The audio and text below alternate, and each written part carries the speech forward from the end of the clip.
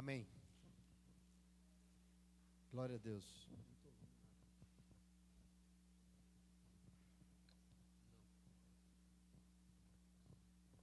Aleluia.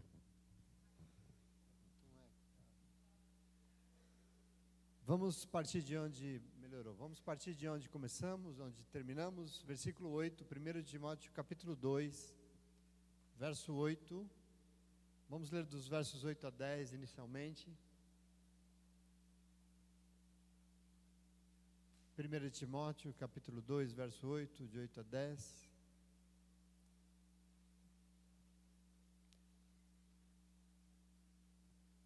Graças a Deus. Encontraram? Diz assim a palavra de Deus: quero, pois, que os homens orem em todo lugar, levantando mãos santas, sem ira nem discussões. Da mesma forma, quero que as mulheres se vistam apropriadamente, adornando-se com modéstia e discrição, não com tranças ou ouro, nem com pérolas ou roupas caras, mas com boas obras, como convém às mulheres que declaram adorar ao Senhor. Amém? Assim não tem graça. Lembrando a vocês que essa semana é internacional, não esquece, tá bom? Então o Rogério hoje vai ficar bravo. Mas eu retomo aqui a nossa leitura das epístolas pastorais que Paulo escreveu. Só para lembrar, por que são pastorais? Porque são textos que Paulo não escreveu a nenhuma igreja específica, como as que nós já lemos. Ele escreve a pessoas que trabalham nas igrejas, né? São direcionamentos pastorais que, obviamente, servem para toda e qualquer igreja. Ele não está escrevendo para uma igreja específica, né? Serve para qualquer igreja, inclusive para a nossa.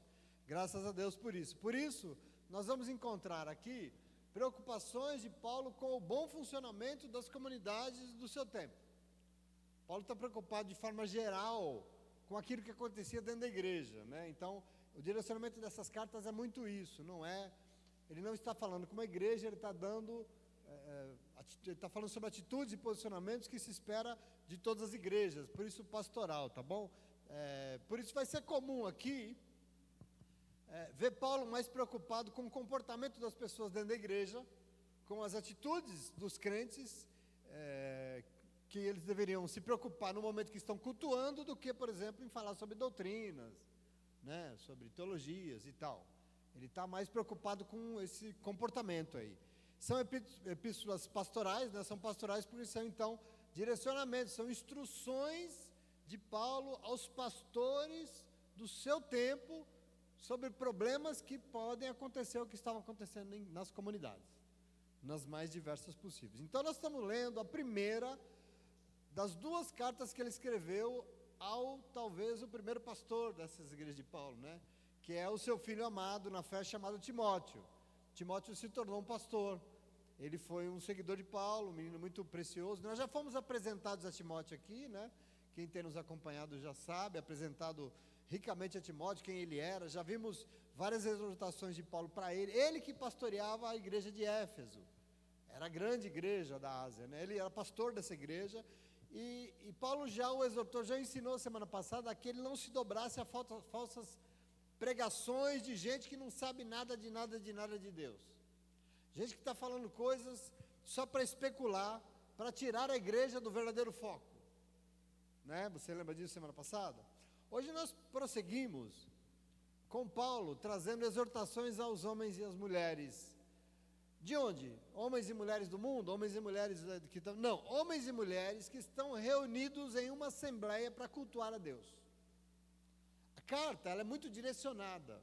Pessoas que estão na igreja reunidos como uma assembleia para cultuar a Deus. Você sabe que essa primeira igreja aqui que Paulo ensinou e pregou e falou, não tinha templo, né? Esse primeiro momento do primeiro século, assim, não tinha templo como você entende. Hoje, quando você fala, que é uma igreja, o que você fala? É um templo, né? Localizado em algum lugar. Nesse momento, igreja não era templo como hoje. O que acontecia? As pessoas saíam das suas casas e se reuniam em assembleias. Assembleia é um ajuntamento de pessoas. Então, elas saíam de casa e se juntavam. Isso era um hábito dos gregos, aliás, né?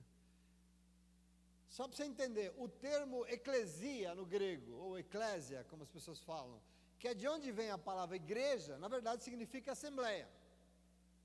Então igreja, na essência, não é um lugar, é um ajuntamento de pessoas. Por isso, essa igreja precisa ser mais do que um templo com cadeiras e portas e ar-condicionado. Tem que ser um ajuntamento de pessoas, porque se o espírito aqui não for o mesmo, se o coração não for o mesmo, nós temos o lugar, as cadeiras, mas nós não temos uma igreja. Porque igreja é assembleia. As pessoas saíam das suas casas e se reuniam para cultuar a Deus. E eu já fico pensando como isso mudou, né? O que a gente entende como igreja, depois de tanto tempo, mudou e mudou muito. O tempo passou e a coisa mudou e muita gente não entende isso, infelizmente, até hoje. Então, aos homens e mulheres que se reúnem em uma assembleia para cultuar, para adorar a Deus, primeiro Paulo vai dizer aos homens. Hoje são alguns 10 gatos pingados aqui, tudo bem, a gente ora por eles. Homens, quero, pois, que os homens orem em todo lugar, levantando mãos santas sem ira nem discussões.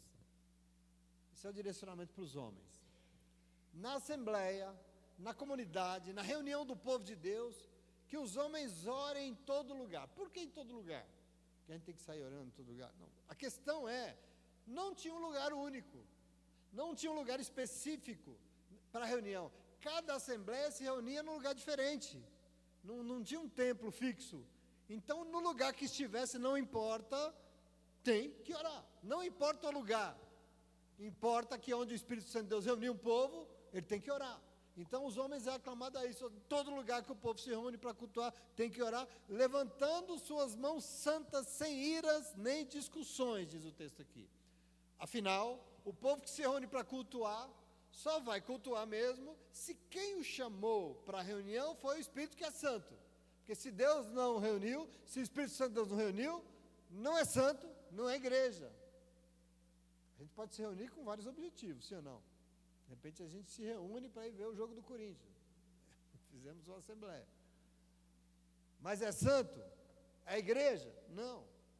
A gente se une em um templo com um monte de objetivo. É igreja? Não. Tem que ser quem nos chamou, quem nos reuniu. Precisa ser o Espírito que é santo. E assim, quem se reúne para adorar o nome de quem é santo também é povo santo. Às vezes você se até assusta com Paulo chamando, por exemplo, aos santos de Coríntios, né? Ele chama todo mundo de santo. Porque a noção de santidade é isso. A igreja naquele contexto era conhecida como a congregação dos santos, que se reuniam para viver a comunhão dos santos. Porque povo santo ora em todo lugar que está reunido, essa noção de santidade. Quem nos reuniu? O Espírito Santo. Onde tem um povo santo reunido pelo Espírito Santo, ora o tempo todo. Ora em todo lugar, essa é a lógica de Paulo, isso é muito importante. O povo santo ora, levantando suas mãos, que também são santas, não são mãos quaisquer, não é envolvido com qualquer coisa, não é qualquer mão não, são mãos santas, porque são usadas para adorar aquele que é santo. É importante isso, entenda algo importante, isso é muito importante. Se o Espírito que nos chamou e nos reuniu neste lugar é santo, e Ele é, não se engane, nós não conseguiremos adorá-lo se tudo que nós não fizermos também for buscando santidade. Porque Ele que é santo não recebe adoração de qualquer lugar. Não se engane. A gente costuma estar em qualquer coisa aí falando que em nome de Deus. E você acha que Deus recebe. Você tem atitude de santidade naquilo que nós fazemos, dentro da igreja ou não. Aqui a questão é a igreja. Ele não habita em qualquer lugar, Ele não recebe o culto de qualquer mão. Precisam ser mãos levantadas e santas, que adoram ao que é santo em tudo que é e em tudo que faz. Se você tem algum receio de estar no culto e levantar as suas mãos, Paulo está dizendo aqui que tem que levantar. Ao erguermos as mãos para louvar, tu virás e tal, e é bênção de Deus. Mãos santas e levantadas para adorar aquele que é santo. E aí eu pergunto, se é santo, cabe ira? Se é santo, se as mãos que adoram são santas, cabem dedos apontados para o erro do outro? São mãos santas. Mãos santas costumam ser estendidas para ajudar, para acolher, para abençoar, para amar, para abraçar, para cumprimentar, porque tem que ser santo. Se são santas, não tem, suas mãos são santas, não cabem acusações. discussões, Paulo vai fazer contendas, falações, fofoca, cabe aqui? Não, não cabe, não cabe. Porque nós somos reunidos por aquele que é santo, para orar, levantar as nossas mãos que são santas para exercer essa santidade. Então, determinadas coisas, Paulo vai dizer, iras, não cabe. Quando o povo de Deus se reúne para cultuar, tem que ser através de orações, com mãos levantadas e santas, sem iras e sem discussões. Paulo vai falar sem contendas, mas todos no mesmo propósito, e o propósito também tem que ser santo. Qual? O de adorar o nome dele que é santo, em nome de Jesus, amém? Isso são sobre os homens, e a pergunta é, e sobre as mulheres? Verso 9, ele vai dizer assim, ó, da mesma forma, muito interessante, por que da mesma forma? Da mesma forma, as mulheres têm que reunir-se, para o quê? Cultuar e orar a Deus em todo o tempo, em todo lugar, levantando também as suas mãos santas sem ir, sem discussão, se é da mesma forma, da mesma forma.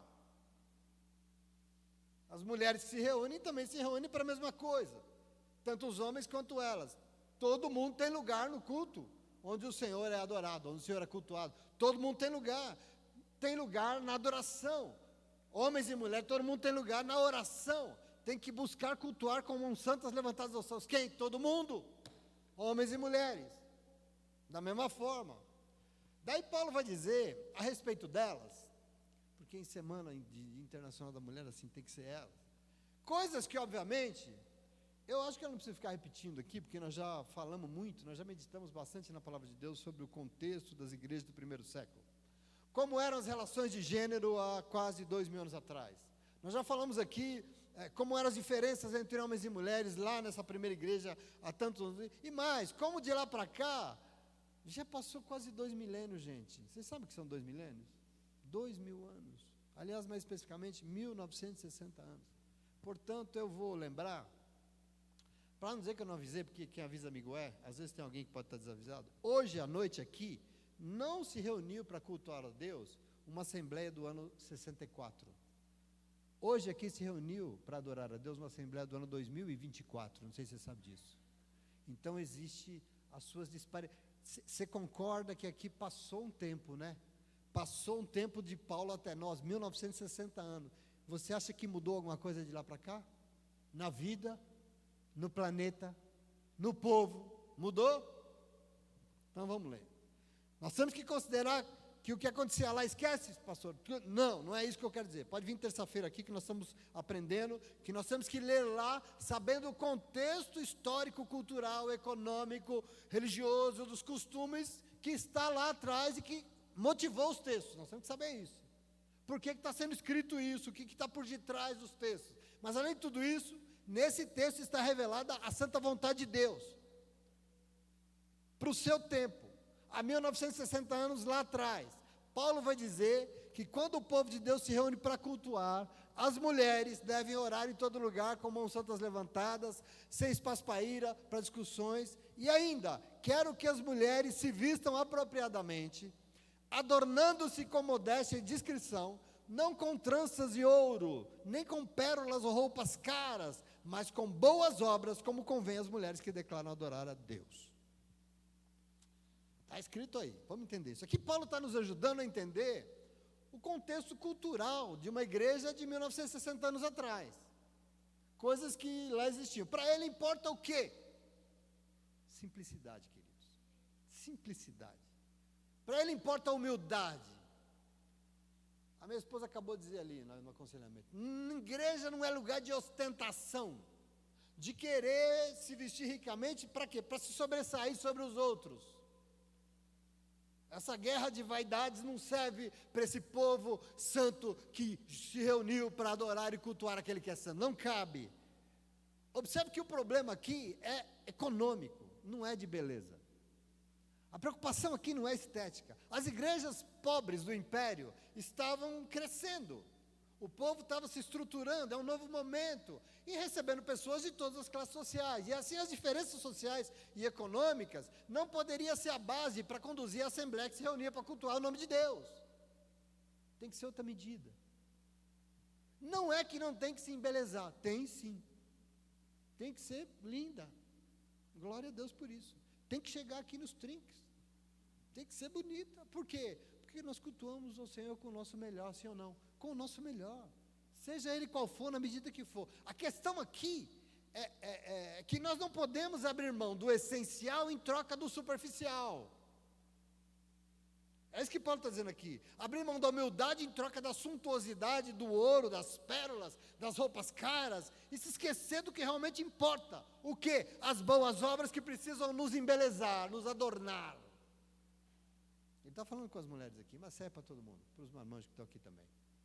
O que nos embeleza diante de Deus, além do externo, é algo que vai aqui dentro. As boas obras, Paulo vai dizer, isso que nos adorna, significa que pode se adornar, sim, mas não pode ser só na aparência. Tem que ser com a intenção de ostentar, mas de adornar por fora e por dentro, entende? Tem que ser a vida, embelezada, bem vestida assim sempre, entretanto, sendo muito mais linda por dentro, porque na essência é uma mulher da obra de Deus. É uma mulher que se envolve com aquilo que Deus espera dela. E aqui eu acho muito lindo, e aqui, Paulo vindo de onde ele veio, isso me remonta a uma coisa, que me parece que Paulo está fazendo menção a um negócio que é a sabedoria do Antigo Testamento. Alguém já leu Provérbios 31 aqui? É um texto muito famoso na igreja evangélica, que é a história da mulher virtuosa, né? Eu já vi umas barbaridades com esse texto, da mulher virtuosa de Provérbios 31, é o tipo do texto muito mal utilizado por homens, que geralmente eu costumo chamar homens cara de cachorro, porque se você for ler, de fato, o que está escrito na palavra de Deus, sobre uma mulher virtuosa, essa mulher é uma verdadeira pérola aos olhos de Deus, é uma mulher que enche o coração de Deus, e muito mais do que papel de fogão, como alguns idiotas tentam dizer que a mulher tem que ser dentro da igreja evangélica. Provérbios 31, 10 diz assim, ó, mulher virtuosa, quem vai achar? Eu achei. Achou? Já achou? Quem a achará? Achou, Vitinho? Mulher virtuosa, quem a achará? O seu valor muito excede as finas joias. Verso 16, presta atenção aqui, o que é mulher para o padrão daquilo que Deus espera. Eu não vou ler tudo porque é longo. Ela avalia um campo e compra. Com o que ganha, planta uma vinha. Entrega-se com vontade ao seu trabalho, os seus braços são fortes e vigorosos. Ela percebe que o seu comércio é lucrativo e a sua lâmpada fica acesa durante a noite. Fogão? Só um banana podia usar essa palavra para dizer que um lugar de mulher é no fogão. Eu não sei o que acontece comigo, né? Lugar de mulher não é no fogão, é na cozinha, na sala, no quarto, no quintal, na praia, no cinema, no cabeleireiro, onde ela quiser. E segundo a palavra aqui de Deus, é no campo, é nos negócios, é no comércio, é na produção de vinho, onde ela estiver, a sua lâmpada é acesa para iluminar todo mundo. Mulher de Deus, mulher virtuosa, mulher que Deus se agrada, presta atenção, verso 20, olha que lindo isso. Ela acolhe os necessitados e estende as mãos aos pobres. Estende as mãos aos pobres. Tem mulher virtuosa aqui nessa noite? Querido, em nome de Jesus, os homens que me perdoem, se vocês quiserem tomar um café, pode ir, eu estou conversando com elas. Eu não sei, ela acolhe os necessitados e estende as mãos aos pobres. Verso 24, ela faz vestes de linhos e vende, fornece cinto aos comerciantes, reveste-se de força e dignidade, sorri diante do futuro, fala com sabedoria e ensina com amor. Meu Deus! Essa tradição rabínica, a tradição do Antigo Testamento, assim, sobre essa mulher que para Deus é virtuosa. Em nenhum canto do Antigo Testamento a mulher é desprezada pelo Senhor, nenhum canto. Com a nossa interpretação da Bíblia, a gente costuma fazer isso. Com as leituras que as pessoas, até que está aqui, das tradições da igreja, acabam fazendo isso. Mas eu queria dizer para o coração do Senhor, aliás, se muito homem pudesse ter essa virtude toda aqui, glória a Deus, ser desse que jeito que Deus espera. E eu queria dizer para você, da parte de Deus, mulher é uma espécie de estrutura, assim. Estrutura, é coluna. É coluna. Esse texto aqui é um texto pastoral. É um texto para ensinar postura dentro de igreja. E eu preciso dizer para vocês que quem estuda de fato sabe que se não fossem as mulheres, eu já estudei isso, não existiria uma igreja evangélica forte, estruturada como nós temos nos dias de hoje. Se não fossem as mulheres. Eu já estudei isso. Eu já estudei estatística, números de membros, de atuação, de ministérios, de quantidade de pessoas. Igreja evangélica só existe por causa da atuação delas. Eu preciso que você entenda isso. Entretanto, não se engane, elas sempre foram e continuam sendo desrespeitadas dentro da igreja. Elas continuam sendo agredidas, injuriadas, injustiçadas e, quando não muito no mundo, assassinadas o tempo todo, porque feminicídio é um negócio que só cresce.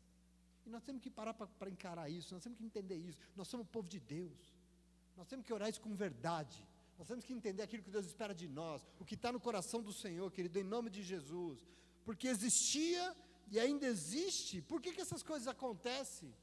Relações horrorosas, relação de gente que parece que é troglodita, gente bruta, que não consegue respeitar os outros, que não consegue ter uma relação de edificação mútua entre um homem e uma mulher, tem que mandar, tem que sobrepujar, esse tal de machismo desgraçado, é um câncer isso, esse desrespeito que existe nas relações entre casais, por exemplo, que tinha que ser uma coisa tão bonita, edificante, um levantava o outro, um estendia a mão para o outro, um abraçava o outro, um amava o outro, os dois caminhavam para o céu em direção ao Senhor. Não é assim. Por que não é assim? Nós temos que pensar. Eu não quero contrapor aqui machismo, feminismo, eu queria perder tempo isso. Eu poderia, mas não é isso que eu estou falando. Não se trata de feminismo, mas também não se trata de machismo. Você entende isso, sim ou não? Porque no coração de Deus não tem machismo e não tem feminismo. No coração de Deus tem servos e servas. Nós precisamos olhar a nossa realidade. Tem homens e mulheres de Deus, que o Senhor olha e Ele quer usar em amor, em comunhão. Não se esqueça, esse que tenta se sobrepujar ao outro, não se esqueça que no coração de Deus é uma só coisa, é uma só carne. Deus quer abençoar do mesmo jeito, Deus ama do mesmo jeito. É uma só coisa. E nós temos que entender isso. O mundo, boa parte dos lares, as igrejas, são sustentadas por mulheres virtuosas que para Deus o seu valor excede muito as joias muito finas. Nós temos na nossa comunidade realidade de mulheres que eu vou te falar, é esteio. E eu tenho o maior orgulho disso, e glória a Deus por isso. Para além de feminismo, para muito mais, além desse machismo miserável, é tratar a todos e todas com amor e respeito. Entende o que Deus espera de nós? Com dignidade. Não quero se impor na sua casa, nem homem nem mulher, que Paulo vai dizer, nem homem nem mulher, não se imponha na sua casa, porque quem tem que se impor na sua casa é Deus, não é você. Nós temos que respeitar um ao outro, porque tudo isso dignifica o nome do Senhor onde nós estivermos, entende isso? Isso é muito importante. Eu quero que você entenda, essa igreja evangélica não pode ser palco de tragédias para mulheres, sabe? Isso precisa acabar em nome de Jesus, isso precisa acabar. Lembre-se que o mesmo Paulo escreveu a carta aos Gálatas e ele diz que para Deus não tem homem e não tem mulher, porque todos nós somos um em Cristo Jesus, não tem dois não, é um só, e Deus olha com o mesmo olhar e o mesmo amor de todos. Mas como eu disse para vocês, há 1960 anos atrás, qual era a realidade das mulheres? Se hoje é difícil, como era 2 milênios atrás? Vocês conseguem imaginar? Não conseguem. Não conseguem. Era um objeto, era uma mercadoria vendida, trocada a hora que, descartada. Quando Jesus fala, não se divorciem, Ele não está querendo dizer, não quero que vocês se separem. Ele está querendo dizer, para com essa palhaçada, vocês homens, porque vocês vão lá, compram uma menina com 15 anos, depois que não quer, que já usou, quer descartar. E aí o cara podia, pela lei de Moisés, escrever uma carta de repúdio. Ele repudiava ela e jogava ela fora, mandava ela de volta para o pai. Palhaçada de macho. E ele fala, não façam isso, para com essa palhaçada. É isso que Jesus está dizendo. Quer dizer, como é que era a situação das mulheres? Porque os textos refletem muito daquele contexto cultural, reflete muito e costuma mostrar, e atitudes aqui que o texto está dizendo, respeito a preocupações daquela época, mas que nós temos que devidamente nos apropriar, porque isso pode nos ajudar a entender o que é que o Senhor espera de hoje, das nossas mulheres também. É importante isso. No tempo de Paulo, a preocupação dele em direcionar as reuniões no culto das igrejas, e ele vai dizer, verso 11, talvez o texto mais difícil da Bíblia Sagrada sobre isso. Uma mulher deve aprender em quietude com toda sujeição. Não permito que a mulher ensine, nem que tenha autoridade sobre o homem. Esteja, porém, em quietude. Porque primeiro foi formado Adão, aí ele vai falar uma bobagem. Foi formado Adão, depois Eva. E Adão não foi enganado, mas a mulher foi enganada. E por ter sido enganada, tornou-se transgressora. Entretanto, a mulher será preservada por meio da maternidade, se permanecer na fé, no amor, na santidade e no bom senso. Eu já parei. Uau! Esse texto é o texto mais utilizado pela... Tem um bobão aí na internet que diz que tem a tal da maçonaria, né? maçonaria. É o texto mais utilizado da Bíblia Sagrada inteira para justificar essa sujeição feminina, para botar as mulheres no fogão e na pia. Depois de 1960 anos eu pergunto, esse texto aqui é o quê? É machista, né? Hoje a gente acha assim, né? Mas e na época era? Não. Na época não era. E eu fico pensando que dizer aquilo naquele contexto devia ser até normal. Devia ser até normal, para a realidade que era. Mas hoje parece uma agressão, né? E aí você pode falar, mas não é a palavra de Deus? Mas não é a palavra de Deus? Eu vou dizer, lógico, é a palavra de Deus. Palavra de Deus proferida no ano de 64. Proferida no ano de 64. Para a cabeça do mundo de 1960 anos atrás.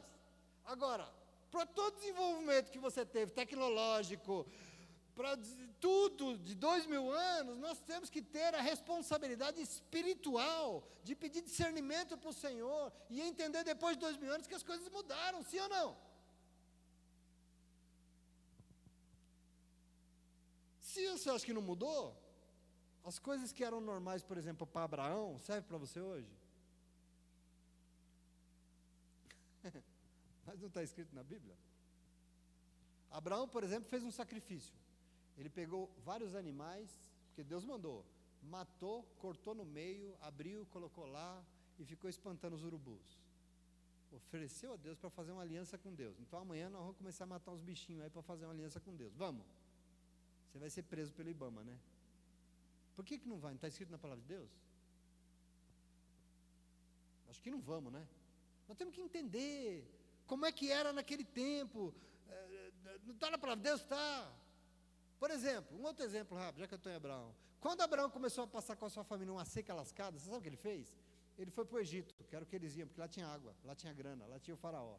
Ele vai para o Egito, e lá no Egito, você sabe o que ele fez? Ele voltou cheio de presente, ele voltou cheio das cabritas, ele voltou com escravos, ele trouxe Agar, uma escrava negra egípcia de lá, mãe de Ismael, ele trouxe ela de lá, do Egito, quando ele foi para lá, e sabe o que ele fez? Deixou lá sua mulher, sabe o que ele fez? Ele trocou a sua mulher por um monte de coisas, ele deixou Sara para trás.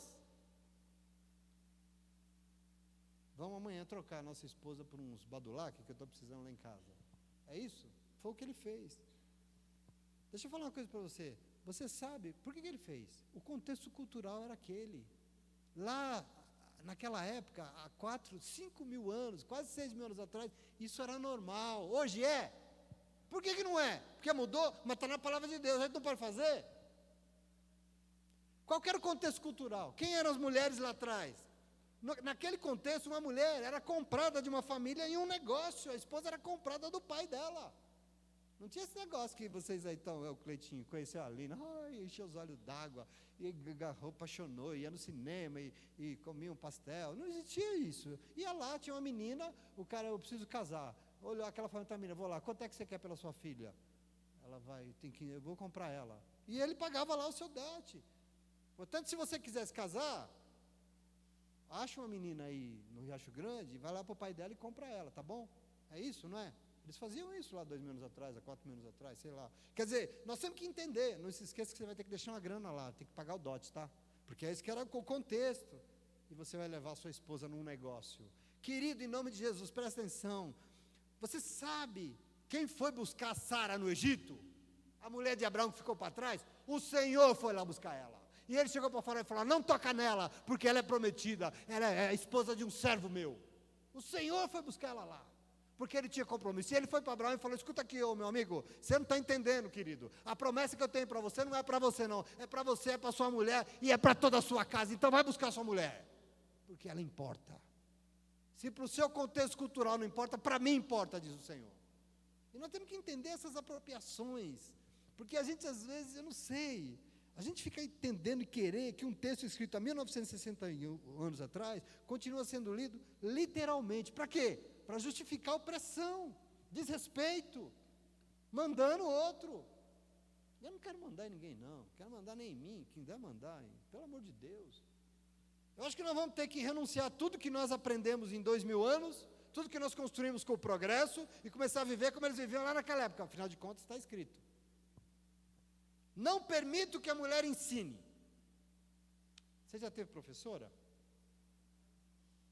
Quando eu era menino no primário, estou velho, tinha um professor, e o resto era tudo elas. Só tinha professora. Aliás, na tradição judaica, até hoje, uma mulher é proibida de ensinar, porque não tem rabinas, só rabino. Mulher é proibida. Até hoje, para os judeus é assim, os rabinos é esse critério. Aí você pode falar, não, pastor, você não está entendendo. Pode ser professora, né? Não pode, né? Só não pode ensinar na igreja. É só na igreja que não pode, na escola pode. Meu irmão, presta atenção aqui. Isso aqui que nós estamos lendo é uma tradição de 1960 anos atrás. E lá, sim, as mulheres eram sujeitadas por uma sociedade que tratava elas como coisa. Elas não eram nada. Mas isso não é mais. E eu queria dizer para você, quem conhece a Bíblia sabe que isso nunca esteve no coração de Deus. Nunca. Nunca. Deus jamais subjugou a mulher. Pelo contrário, olha para Jesus Cristo. Olha para todas as mulheres da vida de Jesus Cristo. Elas eram a coluna do ministério dele. Elas sustentavam o ministério de Jesus. O dinheiro do ministério de Jesus, sabe de onde vinha? Da mão delas, não de homem nenhum. O homem roubou o dinheiro. Elas davam. Elas sustentavam o ministério. Quando ele morreu, a primeira pessoa que viu foi uma mulher. Querido, lê a Bíblia. No coração de Deus tem a mulher virtuosa, que o seu valor excede muito as finas joias.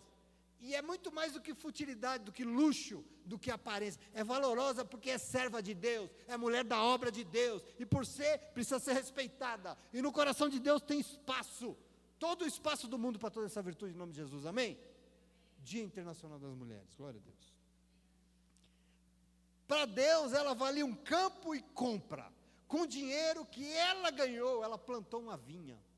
Ela pediu para o marido? Ela ganhou, ela trabalhou. Ela foi mão, né? O Rogério já está preocupado. Não fica não, Rogério. Trabalhadora com seus braços fortes e vigorosos, ela percebe que o seu comércio é lucrativo. A mulher tem um comércio. Jesus, dá lucro o negócio, mais do que o do marido. E ganha o seu dinheiro e abençoa muitos com ele, graças a Deus. Ela é uma lâmpada acesa durante a noite, meu Deus. No coração de Deus, a sua serva acolhe os necessitados, estende a mão aos pobres.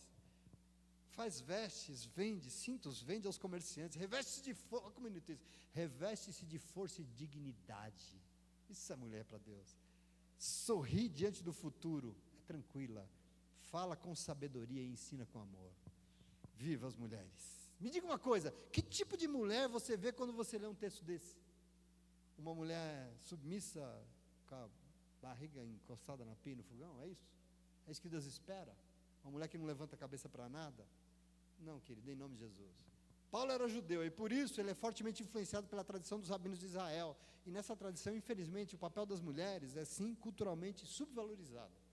Mas isso é lá, isso era lá. E aqui é outra coisa, é outro babado. Cada povo constrói a sua cultura. Nós precisamos começar a ler os textos antigos e novos, entendendo a cultura que está por trás, senão a gente começa a proferir blasfêmias, heresias em nome de Deus. Cada povo tem sua cultura e nós temos que entender, cada um, mas não vem me falar que é de Deus, não é de Deus, é cultura, é a prática, é o hábito. Comprar mulher, por exemplo, é de Deus.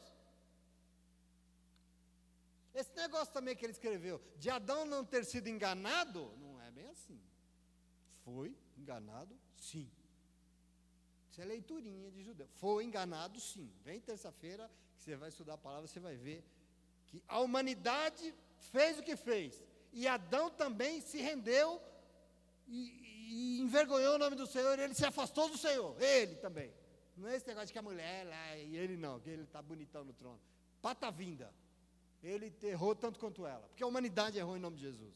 Amém? Então essa coisa vai ter que acabar, em nome do Senhor Jesus. Usar a mulher como bode expiatório do pecado, isso vem de muito tempo, isso tem que acabar em nome de Jesus. Mas para Deus isso não cola, porque pecadores são todos nós, eu e você, homem e mulher, jovem, criança, adulto, nós somos pecadores, não tem jeito, não tem homem, não tem mulher, não tem nada. Ser humano precisa parar de usar a palavra de Deus para sua conveniência e para tratar os outros a partir das medidas que são suas, em nome de Jesus. Amém? Eu vou ler capítulo 3 para você. Está claro isso? Homens, está claro? Mulheres, está claro isso aí? Lá é legal? É? Te trata bem? Senão você fala comigo depois. Glória a Deus. No capítulo 3, ele vai dizer assim, essa palavra é digna de confiança. Se alguém aspira a ser bispo, deseja uma nobre função, É necessário, pois, que o bispo seja irrepreensível, marido de uma só mulher, moderado, sensato, respeitável, hospitaleiro e apto para ensinar. Não deve ser dado ao vinho nem violento, mas gentil, pacífico e livre do amor ao dinheiro. Tem uma medida aqui. Porque aqui, eu comentei semana passada, toda vez que Paulo vai falar essa frase, ele usa algumas vezes, nessa coisa, essa palavra é digna de confiança. O que ele está falando? Presta atenção aqui, porque isso é importante. Ele vai repetir essa, presta atenção aqui, porque isso é importante. Porque Paulo vai falar aqui sobre, a atenção dele vai voltar aqui, sobre quando aconteciam as assembleias do povo, e sobre a liderança dessas reuniões, ok? Quando ele fala bispo aqui, a palavra em inglês é episcopos, ele está falando da liderança do culto, da reunião, da assembleia, da igreja. Isso é importante que a gente entenda. No caso aqui, pessoas que tinham destaque na reunião, na comunidade, pessoas que se colocavam na obra com um papel diferenciado. Alguém que está à frente, é uma nobre função, ele vai dizer, é uma nobre função. Se alguém aspira à liderança, está buscando algo muito nobre. Entretanto, não é uma tarefa só porque você aspira o cargo. Não é tarefa de cargo, mas é tarefa de alguém que tem testemunho de vida. Isso é muito importante. É necessário que seja irrepreensível, marido de uma só mulher, moderado, sensato, respeitável, hospitaleiro e apto para ensinar. Eu acho que isso aqui deixa claro que não é querer ser líder, né? Não é querer ter papel na igreja, não é querer mandar em alguém, não basta querer usar o cargo para benefício próprio, não basta querer ter um cargo para se destacar na igreja ou na sociedade. Liderança na igreja é a partir daquilo que a pessoa é, não do que ela quer, ela é. E eu quero que você entenda isso. Não é o cargo que ela exerce, é o que ela é. Veja que a lista que Paulo escreve aqui fala somente de atributos daquilo que a pessoa é. Ela precisa ser, antes de qualquer coisa. Não é do que ela pensa, do que ela aspira, do que ela sonha, muito menos é uma lista de obrigações que é imposto para quem quer o cargo. Não é isso. Então agora você vai ser líder, pastor, líder de ministério, então agora o cargo te obriga a você ser assim. Não é isso. Ela é. Se alguém aspira a ser, tem que já ser. Não é o cargo que impõe a conduta, é a conduta que possibilita o cargo. É muito importante isso. Não é exigência da igreja, não é a posição. A pessoa é onde? Na vida, ela é na vida. É dentro da igreja, não é na vida. Ele lista aqui coisas que não é só na igreja. É irrepreensível em que lugar? Na igreja? Não, em todo lugar, em casa, na rua, no culto, no trabalho, onde estiver, querido. É irrepreensível, ele é. Esse serve, isso é importante. É um homem, é uma mulher de Deus, que está o tempo todo, não se é homem ou mulher, portanto, o que habilita alguém a assumir alguma coisa diante de uma tarefa tão nobre, que é conduzir o povo de Deus a cultuar o Senhor, é o seu testemunho de vida, entende isso? Isso é muito importante. Não é somente na igreja, porque na igreja eu só consigo ver, hoje, por exemplo, auréolas e umas asinhas abertas assim, ó, branquinhas, é tudo que eu vejo aqui hoje. Na igreja é mole ser santo. Agora na vida, o buraco é mais embaixo. Tem que ser na vida, tem que ser em casa, tem que ser no casamento, tem que ser na maneira como respeita os seus filhos, como trata os seus semelhantes. É aqui que está o que Paulo chama de, não deve ser dado ao vinho, nem violento, mas sim gentil, pacífico e livre do amor ao dinheiro. Bom, vamos por partes aqui. Não deve ser dado ao vinho, ou seja, não se entrega a isso, porque tem domínio próprio. Afinal, testemunho que serve é alguém que é dado somente ao Senhor. Presta atenção nessa fala dele aqui. Se tem algo que não serve para você, é você dar a sua vida para qualquer coisa. Ser dado a alguma coisa. Você não pode se dar ou dar a sua vida para alguma coisa que não te edifica. Presta atenção, você vai entender isso aqui hoje. Você não se dá para qualquer coisa. Você só se dá para aquilo que realmente melhora, te edifica, tudo faz parte, mas a gente tem que ter medida para tudo. E presta atenção na dimensão disso aqui. O problema não é ter, não é comer, não é beber. O problema é se dar. Porque eu não sei se você sabe, você não pode se dar uma coisa, porque quando você se dá para aquela coisa vira dono. Se você deu a sua vida não é mais sua, tem um dono na sua vida. Quando ele diz que você não pode ser dado ao vinho, é porque o vinho não pode ser seu dono. Você não é mais seu, agora você é dele, você se deu. Percebe o problema?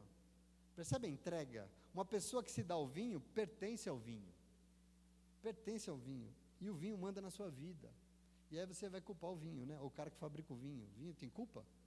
Foi você que se deu a ele. Ele não tem nada com isso. Então nós temos que entender a medida. A culpa é de quem aceita dar a sua vida para qualquer porcaria que vai te escravizar. E a gente não pode fazer isso. A gente não se dá nada disso. Você tem que pensar muito nisso. É importante demais. Não pode ser violento, mas sim gentil e pacífico. Quer dizer, a violência, a truculência, a intolerância não pode ser nunca medida de alguém que aspira estar diante da obra de Deus. Não pode. É palavra de Deus. O que serve, segundo Paulo, é a gentileza e a paz, né? E mais porque alguém que aspira a algo a mais na reunião dos santos é alguém que tem que ser livre do amor ao dinheiro, ele vai dizer. Mais uma medida. E aqui, de novo, porque você está querendo dizer que tem que ser pobre, Paulo, é isso? Não, não é isso, por óbvio que não. Entretanto, quem deseja estar na liderança precisa sim ser livre do amor ao dinheiro, né? A mesma medida, com o mesmo tamanho. Presta atenção aqui. Quando você ama alguma coisa, aquela coisa tem você por completo, porque você ama. Você sabe que é amor de verdade? Quem ama se entrega, quem ama da sua própria vida, quem ama se doa. Quando um homem ama uma mulher de verdade, igual assim, o Vitinho olha para a Bia, ama. Parece um besta, não parece? A Márcia confirmou, né? Quando um homem ama uma mulher, ele fica caidinho, parece um besta mesmo. Por quê? Porque o amor cativa, o amor seduz, o amor convence, o amor toma conta da vida. Depois que casar, passa 20 anos, fica chatíssimo, mas quando ama de verdade, toma conta da vida. E é isso que Paulo está querendo dizer aqui. Quando a gente ama, o objeto do nosso amor assume dentro de nós uma importância única, enorme, fundamental, porque a gente ama. Para Jesus é assim, sabe quando você ama? Quando você dá a sua própria vida pelo outro, amado. Pelo que você ama. O que é amor para Jesus? Quando você dá a sua própria vida por amor, para quem você ama. Então o conselho de Paulo é que quando alguém deseja assumir diante da comunidade uma posição de liderança, tem que não ser amante do dinheiro. Pode ter dinheiro? Pode, não tem problema. Mas o dinheiro não pode te ter. Entende a diferença? Pode ter o dinheiro, mas o dinheiro não pode te ter. Porque ter é a mesma coisa. Amar é uma coisa, ter é outra coisa diferente. Você pode ter, mas você não pode amar. Porque quando você ama, você oferta a tua vida. Essa relação com o dinheiro é destrutiva. E nós vivemos tempos de pessoas amantes de si mesmas, né, a Bíblia diz, e amantes do dinheiro como nunca.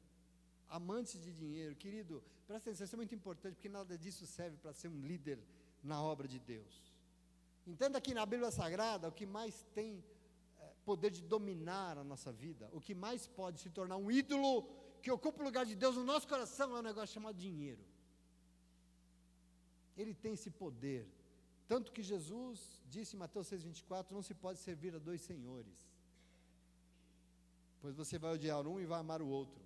Ou vai se dedicar a um e vai desprezar o outro. Ninguém consegue servir a Deus e servir a mamão ao mesmo tempo. Não se serve a Deus e ao dinheiro ao mesmo tempo. Ou você ama a Deus ou você ama o dinheiro. Eu preciso não ter dinheiro. Não, você pode ter dinheiro, mas você ama o Senhor. E assim o teu dinheiro vai ser bênção na tua vida em nome de Jesus. Entende qual é o problema? Pode ter sim, mas antes, acima de tudo, ame o Senhor de todo o seu coração, toda a sua alma, com todas as suas forças. Por quê? Você ouviu segunda-feira aqui? Porque só o Senhor é Deus. Sim ou não? Segunda-feira? Só o Senhor é Deus. Não tem outro. Na nossa vida não tem outro. Porque nós amamos somente ao Senhor e em nome de Jesus. Amém? A gente pode ter um monte de coisa, mas amar a gente ama o Senhor e não as coisas. E isso é uma medida. Porque um homem que está diante do povo de Deus não pode amar outra coisa a não ser o Senhor. Versículo 4 e 5. Já estou encerrando, ainda não. Deve governar bem a sua casa, tendo seus filhos em sujeição com toda dignidade. É com dignidade. Pois se alguém não sabe governar a própria casa, como poderá cuidar da igreja do Senhor? Dá no meio, né? Novamente, só para você não entender, achando que é opinião nossa. Se alguém aspira a assumir um cargo na igreja, precisa antes disso ser. Não basta querer, tem que ser. Antes de ser na igreja, porque virou pastor, virou líder de ministério, tem que ser na vida, na casa, na família. Liderança é algo sério, tem que ser tratado com todo respeito e cuidado. Em tempos de igreja, que são Não são mais assembleias de comunidades que se reúnem para cultuar o Senhor. A igreja não é mais isso. Hoje eu estava vendo um cara fazendo um comentário no YouTube, ele falou, não, mas lá, ele estava lá no púlpito, falou, não, ele não está no púlpito, porque não tem mais púlpito na igreja. O cara falou assim, com uma naturalidade, não tem mais púlpito na igreja. Igreja não é mais assembleia que se reúne para cultuar o Senhor. Se tornou um grande conglomerado, um grande negócio, muito lucrativo. E por isso é normal gente se colocar em posição dentro da igreja, querendo assumir coisa, porque o negócio é bom. Sem saber se isso é de Deus, se foi Deus que colocou lá. Não colocou por quê? Porque a pessoa não consegue dar um testemunho dentro de casa, vai dar na igreja, é isso? O problema de Paulo é esse, tá bom? Lembre-se sempre, aliás, acho que a moça falou isso ali, né? Sua casa é o maior laboratório da vida que Deus espera de você. Nunca se esqueça disso. Não vem para a igreja dar uma de santo de auréola na cabeça, chegar em casa e descabelar não, porque não adianta. O grande laboratório, tanto que lá estão os maiores enfrentamentos, sim ou não? Então os maiores desafios estão onde? Dentro da igreja? Estão dentro de casa. A igreja é o grande laboratório daquela vida que Deus espera para você. Se Deus quer te ensinar princípios do que Ele espera da tua vida, vai ser na tua casa que Ele vai fazer você exercitar esses princípios. E é por isso que Paulo vai lembrar aqui, antes de qualquer outro lugar. Aqui todo mundo está de boa vontade. Lá em casa nem sempre a gente está. Lá que o negócio pega. Nossa casa precisa ser a habitação do Espírito Santo de Deus. É o lugar que nós mostramos para Deus que a obra de Deus é ali, é o nosso lugar. Se em casa não vai ser na igreja que vai ser, em nome de Jesus. É isso que Paulo está dizendo. Amém? É muito importante isso. Verso 6. O bispo não pode ser recém-convertido, para que não se ensoberbeça e caia na mesma condenação que caiu o diabo. Ele também deve ter boa reputação entre os de fora, para que não caia em descrédito, nem na cilada do diabo, né? Só para acabar aqui com vocês, tá bom? Paulo está dando aqui as instruções de comportamentos dentro da igreja, nas reuniões do povo, e assim a igreja não tem lugar para infantilidades, né? Porque a pessoa não é chamada por Deus, recebeu um cargo, pronto. Estufou o peito, virou pomba, e aí se ensoberbece, e começa a se achar melhor que os outros. Já viu isso em igreja? Eu já vi em igreja. Mulheres de Deus, da bênção de Deus, mulher de oração. O pastor chamou e deu um cargo, acabou a mulher. Acabou. Você acompanha isso comigo. Acabou. Acabou o ministério, acabou a oração, porque ganhou um cargo. Aí, estufou o peito. É isso que Paulo está dizendo aqui. A gente não pode ser infantil, de se ensoberbecer. E ele vai encerrar os comentários dizendo que é importante considerar tudo isso para quem está do lado de fora. Você é liderança e é um testemunho para com quem está de fora da igreja. Porque a igreja conduzida por quem dá mau testemunho para os de fora, vai acabar levando ao descrédito tudo. A igreja, a obra de Deus e o próprio Deus vai ser mal falado lá fora através do testemunho ruim. Por isso para ele é tão importante. Amém? São observações pastorais, instruções para comunidades, daquele contexto de 1960 anos atrás, mas que nós precisamos nos apropriar. Por isso a gente lê estudando, a gente lê pensando, a gente lê contextualizando, para compreender o que o Senhor espera de nós, em nome de Jesus, amém?